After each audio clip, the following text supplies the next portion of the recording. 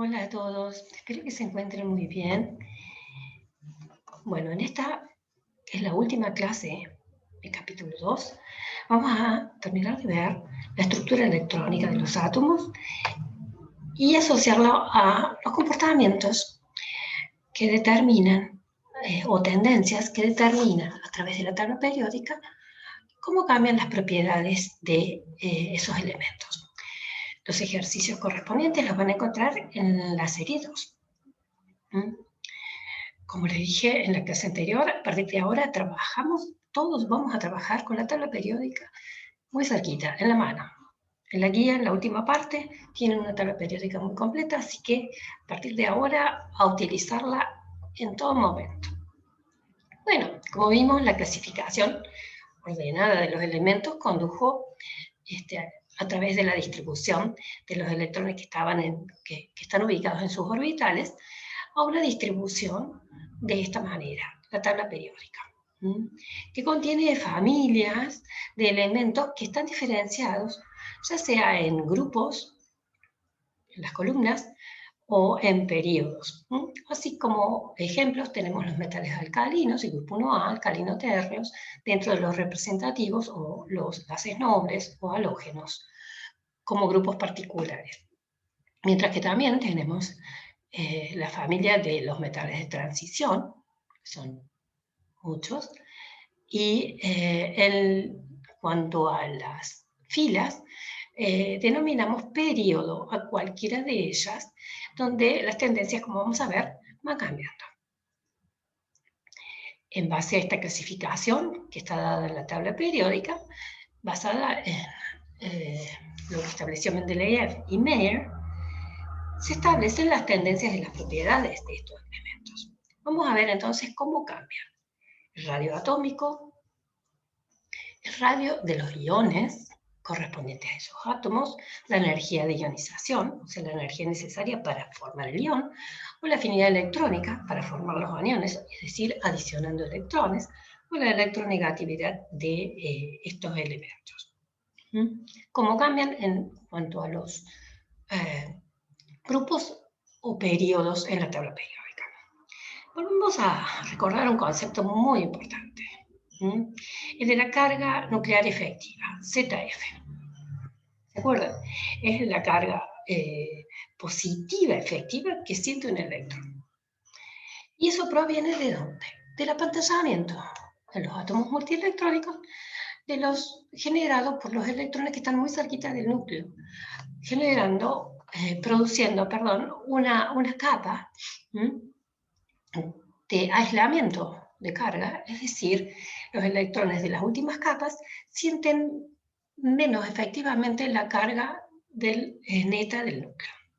Así podemos establecer un Z efectivo, o sea, donde Z es el número atómico, es decir, el número de electrones que tiene el átomo, ordenados así están en la tabla periódica, menos sigma, y donde sigma es una constante de apantallamiento dada por la cantidad de capas que va a tener ese átomo, o que tiene ese átomo.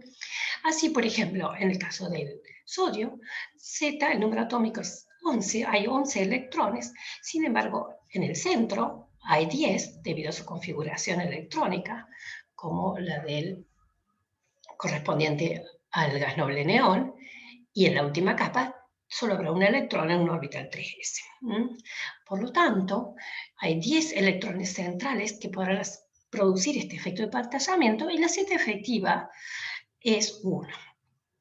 Si analizamos en el periodo correspondiente al sodio, o sea, la fila, perdón, que es el periodo correspondiente, vemos que Z, ¿no es cierto?, va aumentando.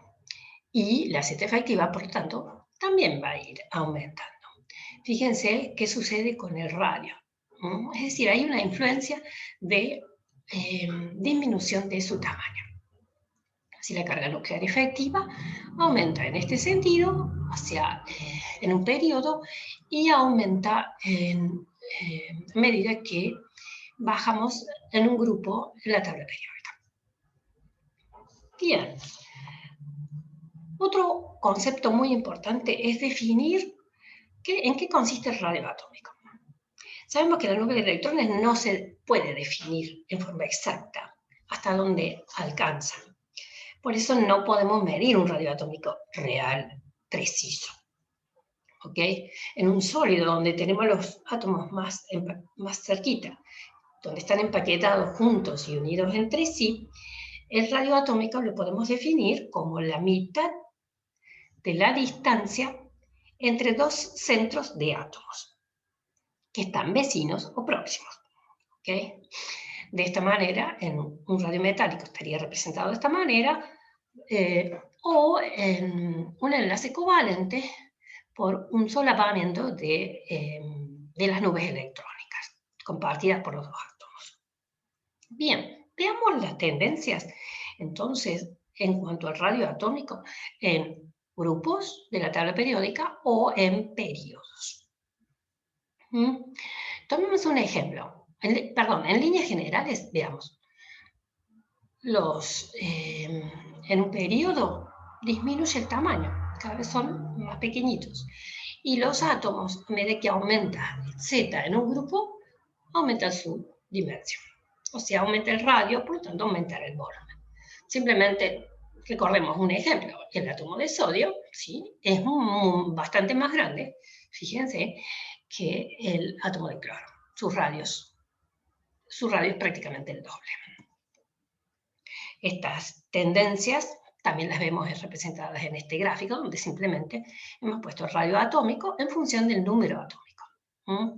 En cada periodo es cada una de estas líneas. Aquí vemos cómo cambió el radio del átomo de sodio cómo es el radio del sodio respecto al átomo de cloro. En este grafiquito más pequeño simplemente está representado algo equivalente, dado ahora sí por un volumen atómico considerando un volumen esférico. Bien, esta tendencia de cómo cambia el radio atómico en el grupo también está representado en este gráfico, donde para un grupo cambia de esta manera, para otro grupo, este es el grupo de los alcalinos, grupo de los alcalinos térreos o halógenos, las tendencias son estas, donde vemos que siempre el radio atómico va aumentando a medida que aumenta Z. En líneas generales, entonces, vemos que el radio aumenta a lo largo de un grupo, al aumentar entonces la cantidad de capas, N, o sea, la cantidad de electrones, su número atómico. Mientras que en un periodo el tamaño va disminuyendo a lo largo del periodo porque aumenta la Z efectiva, fíjense. Disminuye porque en este sentido, porque se produce un aumento de la carga nuclear efectiva que le atrae más cerquita a los electrones. Estos efectos se deben a que la Z efectiva, entonces, la carga efectiva nuclear, es la que está modificándose. Bien, pero ¿qué sucede si ahora comparamos el radio de los iones correspondientes? Fíjense, ahora hemos convertido todos esos átomos en los iones más estables, su estado fundamental, y vemos que, por ejemplo, el ion sodio tiene un radio que es más pequeño que el radio del ion cloruro. Comparándolos con sus respectivos átomos, ya los vamos a ver, pero en un periodo, fíjense cómo cambian los tamaños de estos iones, o sea, sus radios. Bien, fíjense si los comparamos ahora, el tamaño de un átomo de litio es este, y el tamaño de un ion litio, al cual hemos quitado un electrón, y por lo tanto ha quedado cargado como +1. O el caso del cloro, el átomo de cloro es más pequeño que el ion cloruro correspondiente. Así, los cationes son generalmente más chicos que los átomos respectivos y los rayos de los aniones son mayores que los rayos de los átomos sí, correspondientes. ¿Okay? Bien, ¿cómo explicamos esto? Bueno, porque al perder los electrones va a quedar expuesto el núcleo con los electrones internos, en el caso de los cationes, cuyo tamaño es más chico. Y en el caso de los aniones, al aumentar la cantidad de electrones en las capas externas, o sea, en la capa de valencia, se aumenta el tamaño por el efecto repulsivo que genera haber incorporado más electrones. O sea, el efecto repulsivo entre los electrones produce este efecto. Si comparamos en grupos, en un grupo, los átomos, o en el grupo de los iones correspondientes, ¿sí? Siempre entonces vamos a encontrar que los iones cationes son más pequeños, si representamos el radio en función del Z, o en el caso de los aniones, al revés, ¿sí? Los aniones siempre son más grandes que sus átomos correspondientes. Este es un ejemplo de cómo se puede, a través de una interacción coulombica de un catión y un anión, generar el fluoruro de litio. Como vamos a ver más adelante, esto es el inicio para poder comprender cómo son las interacciones o las fuerzas intermoleculares. Bien, ¿cómo generamos estos iones? Y bueno, tenemos que definir entonces la energía de ionización y su PV, que es la energía mínima necesaria para poder remover un electrón del átomo gaseoso en el estado fundamental. Así, este sería el proceso, la reacción correspondiente, donde el átomo pasa a ser un ion más 1. La energía necesaria la denominamos I1, primera energía de ionización. Fíjense qué sucede, puedo llegar a sacar otro electrón más, ¿sí? Que será corresponderá a la segunda energía de ionización. Pero en este caso tenemos que sacar 2 electrones. Y vamos a ver que esta energía es mayor, o sea, me cuesta más energía poder quitar 2 electrones que uno solo. Esto es debido a que la carga nuclear es constante, ¿ok? La carga nuclear se mantuvo, solamente estamos quitando electrones, y por lo tanto el efecto disminuye la repulsión entre los electrones, porque ya le saqué uno, hay menos electrones, así que para remover el segundo electrón, desde el catión más 1, la energía necesaria es mayor, me va a costar más trabajo quitar ese segundo electrón que está más fuertemente atraído. Simplemente en las series de diapositivas siguientes, véanlas ustedes con mayor detalle, van a encontrar las tendencias de la primera energía de ionización, como poder quitar ese primer electrón, es el único electrón de la capa de valencia en el grupo de los gases nobles. Fíjense, cuesta mucha energía poder arrancar de esos átomos un electrón y convertirlo en un ion. O en los halógenos, o en los metales alcalinos, o en los metales alcalinos térreos, o cómo varía según los distintos grupos esta primera energía de ionización. Como resumen entonces, la tendencia es que la energía de ionización es mayor para poder quitar un electrón, la primera energía de ionización, en un periodo y aumenta a medida que disminuimos el tamaño Z en un grupo de la tabla periódica. ¿Ok? Sin embargo, también hay irregularidades. Como siempre, no todo va a tener una tendencia normal y totalmente lógica. Esas irregularidades generan cambios Por ejemplo, en estos tres grupos, ¿sí? En donde está el elemento indio, el estaño y el antimonio, ¿no? En estos tres grupos, ¿qué sucede? Uno podría obtener cualquier ion, podríamos sacar un electrón, podríamos sacar 2 electrones, podríamos sacar 3 electrones. No, sin embargo, lo que observamos es que podemos obtener especies de iones como ion más 1 o 3 más, pero no es factible quitar 2 electrones. Y esto se debe a que justamente las energías, observen después ustedes a través de las configuraciones electrónicas, las energías relativas de los orbitales S y P de la última capa, ¿cuáles son?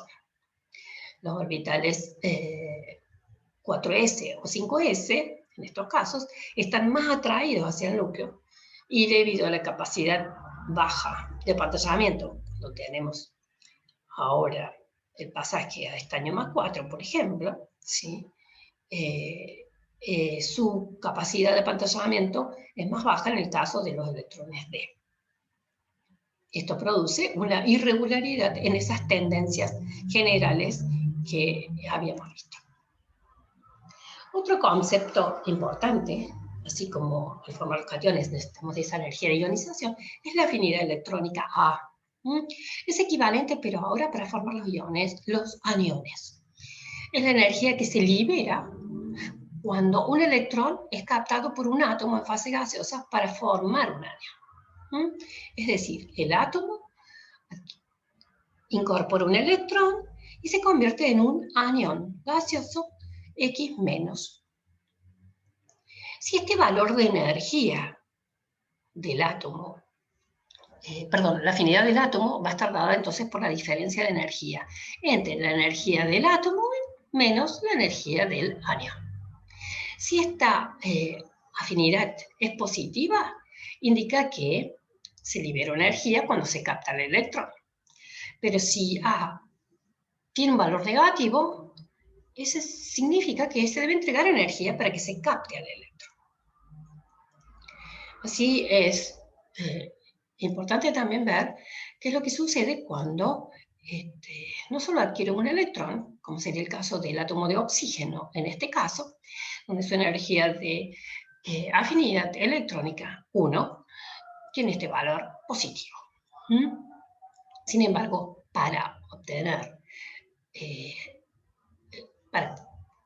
un electrón más y convertirse en el ion que todos conocemos en todos los compuestos, en la mayoría de los compuestos con oxígeno, el anión 2 menos, en este caso como átomo gaseoso, requiere una energía, en realidad libera una energía, por eso el valor negativo, de 844 kJ por mol. Este es el ion más estable del oxígeno. ¿Qué sucede cuando adquieren esos electrones? Bueno, al convertirse en ese anión, se convierte en una especie de isoelectrónica, donde la configuración electrónica de valencia corresponde a la del flúor o a la del neón en cualquiera de estos dos casos.